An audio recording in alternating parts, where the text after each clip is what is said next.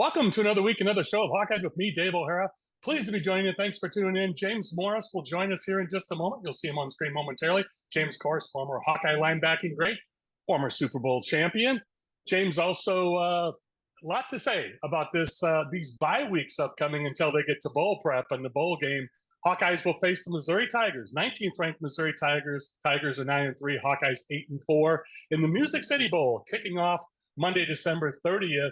At 1:30 p.m. on ESPN. And then after James, we'll have Sean Bock from 24/7 and Sports and CBS Sports talking about Hawkeye men's and women's basketball. Oh, by the way, recruiting. There was a signing day last week, so can't wait to get this all to you today as we record this on Tuesday afternoon, December 10th. James, great to see you as always. How you doing, my friend? Thanks for joining us. I'm doing well, Dave. I'm getting a little sad. The season is almost over. It's been enjoyable to watch, and I'll miss it once it's behind us. For all you hardworking guys like James, you can relate because he misses the season. And so, James, let's talk about this time, especially for upperclassmen, underclassmen. How's the bowl prep going? I know Kirk Ferentz, coach, had mentioned, talked about Missouri Tigers as an opponent. He's taken a deep dive into them. Wasn't that familiar with them to begin with, and looking more and more as we go each day. But for an upperclassman, underclassman, compare and contrast, because you said, a lot of the younger guys will get some more work during this time, where the older guys, the veterans, the upperclassmen may get a bit of a break on field and during practices. Talk to us a little bit about that, if you would, please, James. Yeah, I always remember this time as being somewhat enjoyable because once you get through the finals, you really can just focus on football. So it's almost like being a miniature NFL player for a little while. That's if you're an upperclassman. And then for the younger classmen too, it's guys that have been on scout team all year and just upperclassmen have been pounding on them. And now they get a chance to take some more live reps. They're not necessarily running cards, so they're running Iowa defense, they're running Iowa offense. And so it's a big developmental window for this team.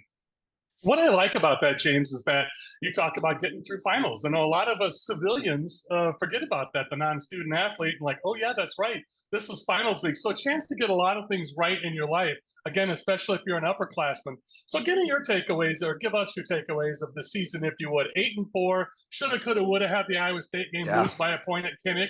Shoulda, coulda, woulda Michigan State if they could have gotten a stop at Michigan State. Then they could have had a chance to tie the game on a touchdown drive at the end of the game, lose at Michigan State. UCLA, if they get a stop on a 3rd and 8, they let the guy catch a 6-yard pass and backpedal to a first down.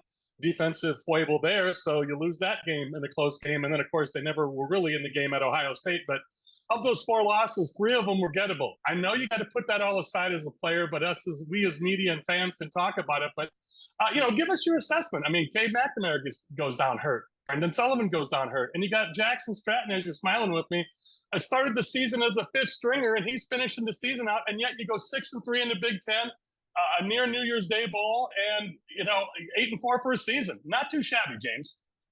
Yeah, well, I think what you could say about this team is improved from last year, but less consistent.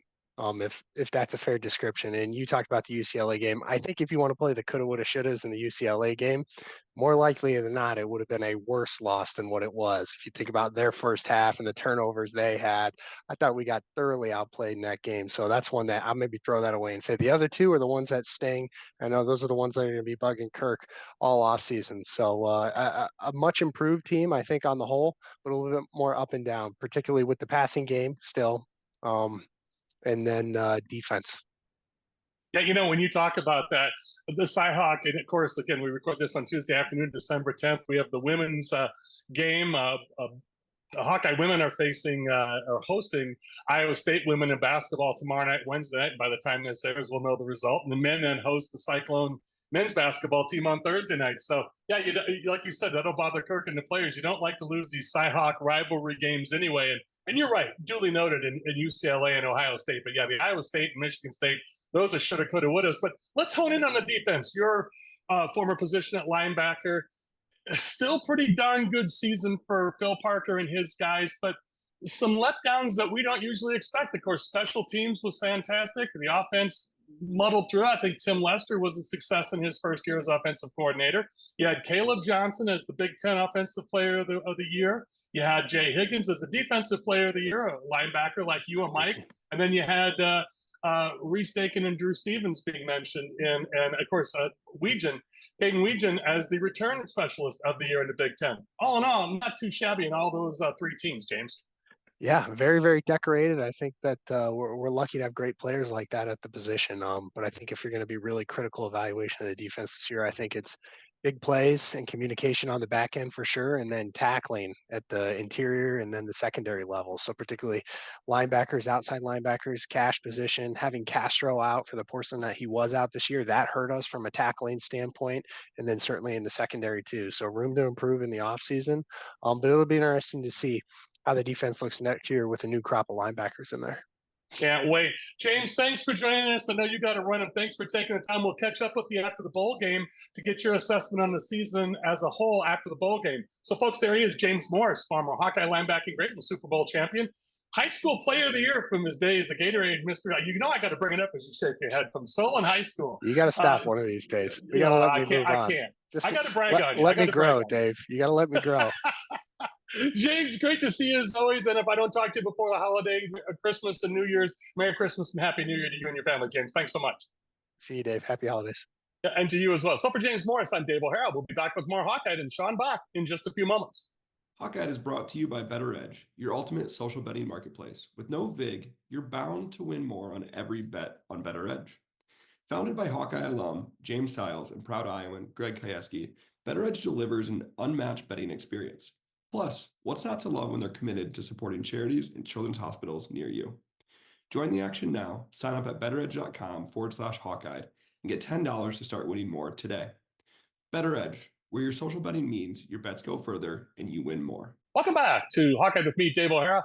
Momentarily, you see our buddy Sean Bock on the screen with me. Sean, of course, 24/7 Sports, CBS Sports, beat writer, but also recruiting specialist. Looking forward to catching up with Sean. We're going to do two segments with Sean today. Thanks again to James Morris for the previous segment, former Hawkeye linebacking great. But Sean and I are going to talk some football, Hawkeye football, like James and I just did, but also some Hawkeye men's basketball. And then we'll come back for the third and final segment with Sean, his second segment with us, talking women's basketball for the Hawkeyes. So, Sean, first and foremost, as always, thanks for joining us as we record this on Tuesday afternoon, December 10th, around 3 o'clock in the afternoon. Give us the Logan Jones update, fresh off the presses, Sean, as it happens to us right now. Yeah, it sounds like, Iowa center Logan Jones just announced that he was going to come back for the 2025 season. He's going to take his 6th year. Remember, he had that medical red shirt from a couple of years ago. That's a really big boost for this Iowa team because you're likely to lose Mason Richmond at left tackle. You're losing Connor Colby. You get Logan Jones back. That's a starter. A multi-year starter. I think this will be his 4th year as a starting center for Iowa. And, there were a couple of really, NFL mock drafts that potentially saw him as one of the better interior, linemen or one of the better centers in this draft. So it's a big boost for Iowa because, you're potentially going to get Jennings Dunker back at the right tackle position. You can probably throw Cade Pieper at one of the guard spots. You have Bo Stevens coming back. Now, really what you got to worry about is that left tackle position. Maybe Dunker could take over that left tackle position. Then you can, bring a guy up at the right tackle spot. But I think really the portal is going to be where Iowa goes for that, one of those tackle positions too. That's a position that I think, is not necessarily a must need, but I think it's a pretty big want for this Iowa staff. And they feel like they need, more to take on that center or take on that tackle position spot and just get more depth there. Let's talk a little recruiting. That's your specialty. So how'd the Hawkeyes fare? What happened? Give us some of your takeaways. Any major surprises? Either way, Sean. Yeah, it wasn't really a eventful signing day. Alante Dean, the newest commit that they got out of Florida, was kind of back and forth between Iowa and Louisville for the last, day or so, but Iowa was able to hold on to him after, kind of basically getting like not a silent pledge, but Iowa was really, the leader in that race for a while, but then Louisville came on strong. That was a good win for them. Obviously, they have Yosei Epinesa in the class, 5-star defensive lineman, who's not enrolling early, but can be a guy that, can potentially make a year one impact. There's a lot of really talented, pieces in this class. You talk about this group, obviously with the transfer portal, it's not, high school recruiting is not to the level or like interest level that it used to be. And, that's not really the case for Iowa. It is a little bit, but Iowa is a program that's going to rely on high school development, rely on guys that they can get through the high school ranks. And, they feel like they have a really good class that can potentially, make an impact in year, 2 or year 3, and, potentially be a really good group coming up. Yeah, and I think that's the thing. You and I have talked for weeks past leading up to this about who was on the list. And of course, you and I talked about Jose Epinesa. So good to see the family tradition continuing at Iowa from his dad to his two brothers. Let you and I talk some Hawkeye men's basketball, and then we'll take a pause and then come back for the third and final segment and talk Hawkeye women's basketball. Tough games. Couple games. Let's go back last Tuesday to Northwestern. Big victory. Josh Dix snatches defeat victory from the jaws of defeat with a huge fadeaway three-pointer at the buzzer. Logo threes just aren't for Caitlin Clark anymore. Josh Dix takes his turn, a game winner against Northwestern. And boy, how many times have we seen that? J-Bo, almost the exact same spot, did that a few years ago against Northwestern at Carver Hawkeye Arena. Then the Hawks lose a tough one at Michigan, 85-83. And we'll talk a little bit more about that game. And then we'll preview upcoming, of course, the Iowa State game by the time this show airs. We recorded on Tuesday afternoon, December 10th, as I mentioned. Hawks host the Cyclones of Iowa State on Thursday night at Carver Hawkeye Arena. Should be a fun game. Now the Cyclones men are ranked number 3, and the Hawks play Sunday at home against New Orleans. So we'll talk about those two games by the time we record again next week. There'll be more games to talk about. And so, Sean, let's go to that Northwestern game. You had Josh Dix coming back after a 7-day layoff saying his wrist was better on his shooting hand. Same with Peyton Sanford. Owen Freeman did well, but Nicholson, Barnheiser, the only good news is, Sean, I don't need to mention Boo Booey's name because he's no longer at Northwestern, the Hawkeye killer after all these years. But Chris Collins still coaching there. We know Northwestern plays Iowa tough, but Iowa has that magic over Northwestern at Carver Hawkeye. Let's talk about that game, but also how it ended with Dix's big three-pointer. Yeah, I mean, you're encouraged about a win. That's obviously a big plus, but I mean, I think a lot of people. Hey, a Big Ten win, no less, Sean. That was important. Big Ten, yeah. But obviously, I think a lot of people were, kind of underwhelmed with the way things went because obviously, Iowa shot really well in the first half, was playing really good defense in the first half, was doing basically everything that they could and everything, right. But, Northwestern, I think was still down by like 13 or 14, and the Wildcats were able to come back. And you saw that too against Michigan. Some of these lulls that this Iowa team has been going through for the last couple of years. I mean, just look at that Northwestern game. Obviously, the Wildcats went on that huge run. And then you talk about the Michigan game. Michigan had that really nice start to the game, 21-4, I think it was. And, Iowa was able to come back and really make things interesting, obviously take the lead at one point. But then there was another run by Michigan. I think it was later in the second half where they went up by 10. And, Iowa had to come back that way. And, it's hard because basketball is a game of runs and, that's going to happen in certain games. Like Iowa's done that to opponents too. But it's just a matter of eliminating those types of droughts because, there are times where, that's really bit Iowa in the butt. I mean, it happened a lot last year. I mean, I can recall the Maryland games. I feel like it happened a bunch, both of, Iowa losing both of those games in Iowa City and at Maryland. I think it happened in that loss at Penn State too. And there were a couple other games where it comes to mind, but those were the ones that really pop up in my memory. And, you kind of felt like you had deja vu against Northwestern when, though Northwestern went on a big run and, Iowa shot the lights out in the first half. I think they shot like 70% from the field or something and was 6 of 11 from 3. Northwestern was not good. And then they were able to turn things up a little bit. If you're Iowa, you have to find a way to kind of combat those runs. I mean, it's basketball. Those runs are going to happen. Like I said, it's a game of runs, but you got to find a way to limit those a little bit. And I think that's something that Iowa has lacked in the last couple of years. And they really need to find a way to do that or find a way to combat that and, kind of, limit that a little bit. It's interesting that you say that, Sean, because, you get 80 points, you win 80-79 against Northwestern, you get over 80 again against Michigan. We start off very slow, and they lose 85-83. We could talk about, was that a goaltend on Owen Freeman at the end of the game or near the end of the game? And then did Price Sanford get room to land like you're supposed to as a shooter? Did he get fouled and shoulda, coulda, woulda? He been shooting 3 free throws at the end as his game-ending shot bounces off the rim. But I feel pretty good if Price Sanford is at the line shooting 3 for a chance to win if you're trailing by 2, even though it's at Michigan. So you had chances, but that Michigan game I want to hone in on. Close games down the stretch. You and I talked about this last time you were on a couple of weeks ago, and I talked about it last week with Ryan Lursman, former Hawkeye great, and we talked basketball playing great at Iowa, and we talked about knowing how to win and learning how to win, Sean. And you're down the stretch, close to the games, And the Hawks, and we know how imperative these Big Ten games are before January 1st, early in the season. So you lose a game you should have, could have, would have won at Michigan, but you win a game maybe you shouldn't have won against Northwestern. But Sean, the biggest thing to your point was they didn't turn the ball over at Michigan, only 4 turnovers. That's great. And we'll talk about the women next segment, where that wasn't the case with low number of turnovers. But the men had 4 turnovers. And Sean, when Owen Freeman gets in foul trouble in the first 2 minutes of the game, 18 minutes left in the first half, and he has 2 fouls, whether he thinks that's a foul or not on the first foul, he's got to keep his head in there. And Sean, I know he's a young guy. He's just a sophomore, but coming off being the Big Ten player, freshman of the year last year, they got to have him in there, especially on the boards. Especially this week against Iowa State too, because, Iowa State has more of a, kind of strong pair in that front court than they did last year, more capable pair. You put Traore in the starting lineup and you have Logi coming off the bench just to get that more confidence going. So, yeah, because they need more at the 4 spot. I mean, there's potential for Cooper Koch to come back. Obviously, we thought his injury was going to be longer than, expected. But, there's potential for him to come back pretty soon, maybe even this week against Iowa State.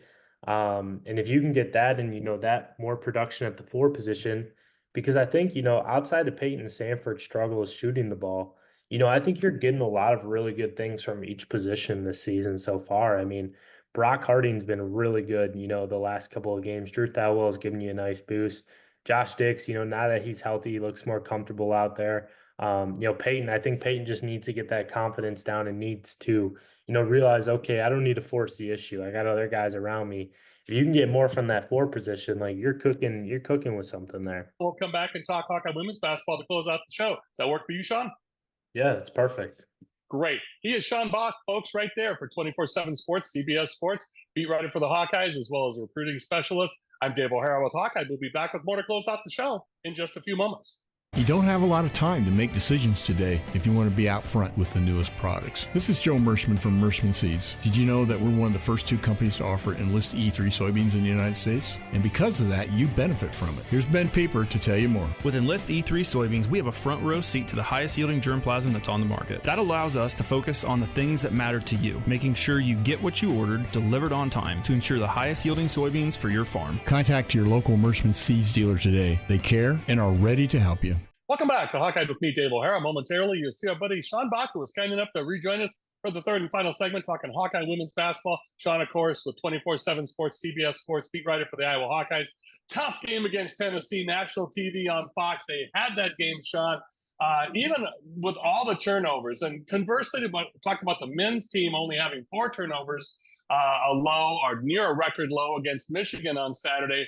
The Hawkeye women later that night on Saturday, my goodness, Sean, 30 turnovers, and they still almost survived it. But that last 3 minutes of the game got them.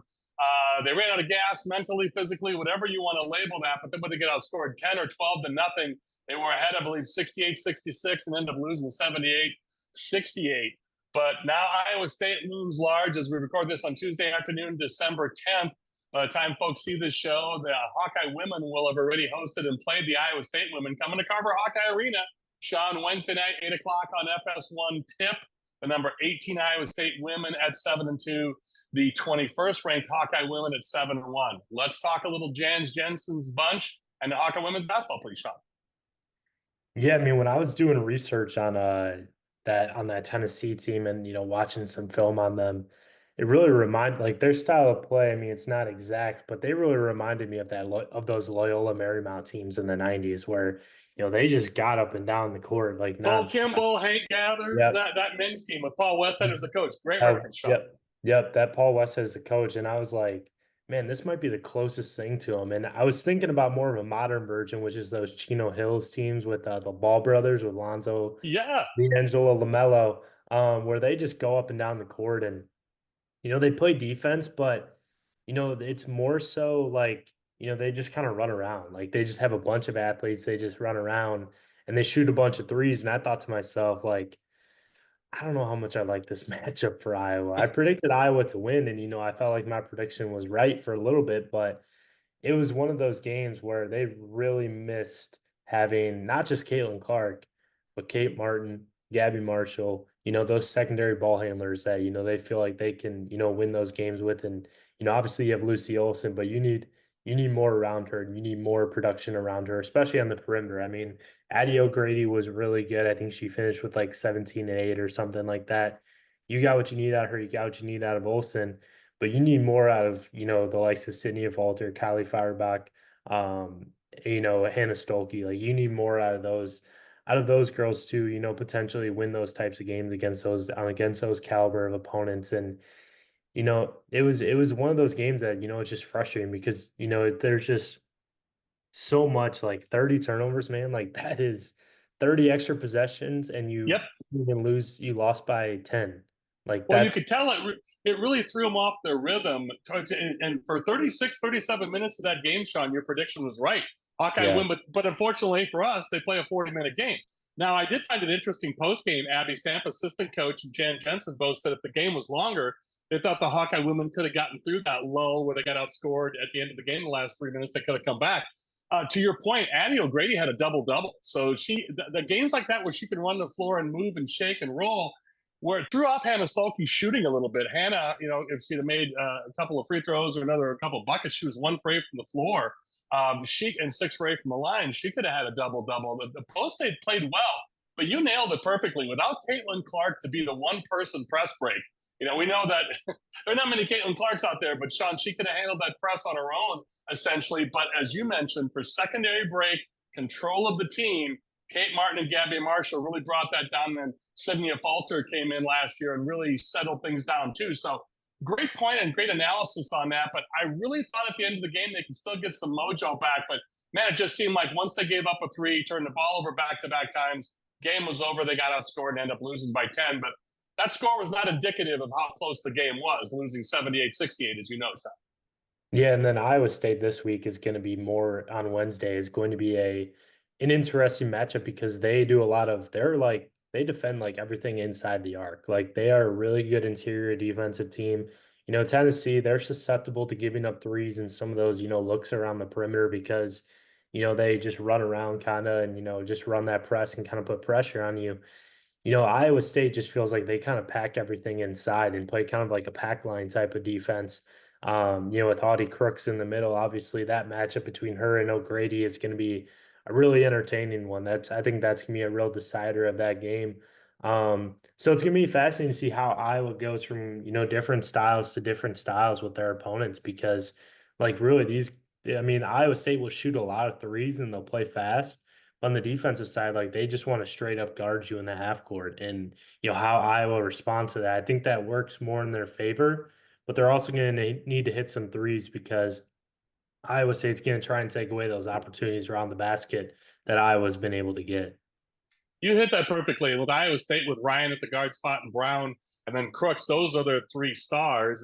Maybe this is a game where Sid Falter can get her magic back too from last year, coming off that knee injury, slowly integrating. It has been good, Sean, to see Aaliyah Guyton come back from the knee injury. She had a big 3-pointer on Saturday against Tennessee and getting some meaningful minutes. I know Coach Jen Jensen has mentioned, I want to kind of ease Aaliyah back in. She's been getting some strong minutes.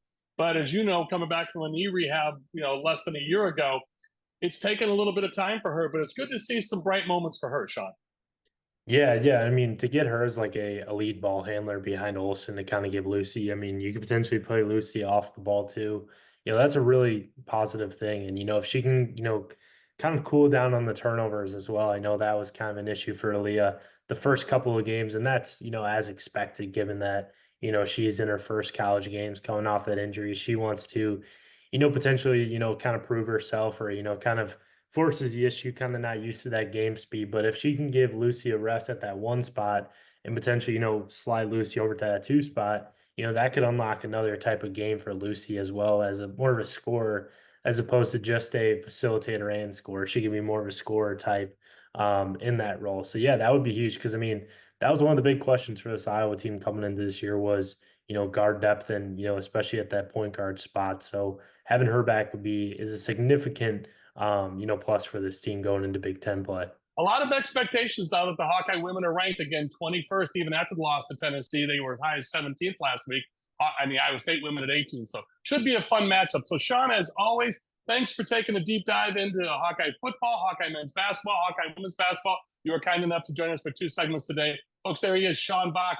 from CBS Sports and 24/7 Sports beat writer, also recruiting specialist. Sean, my friend, it's always great to see you. If I don't see you before the holidays, Merry Christmas and Happy New Year to you, my friend. You as well, Dave. Merry Christmas, Happy New Year. Thank you so much. For Sean Bock and James Morris, and to you, the viewers. By the way, next week will be our last show of the calendar year of 2024. We'll be doing repeats the next 2 weeks after that. So an early Merry Christmas and an early Happy New Year to viewers as well. And thanks also to my production partner, Greg Kajewski at Better Edge and BetterEdge.com. So for the aforementioned folks, I'm Dave O'Hara with Hawkeye. That's all from me. Thanks to all of you.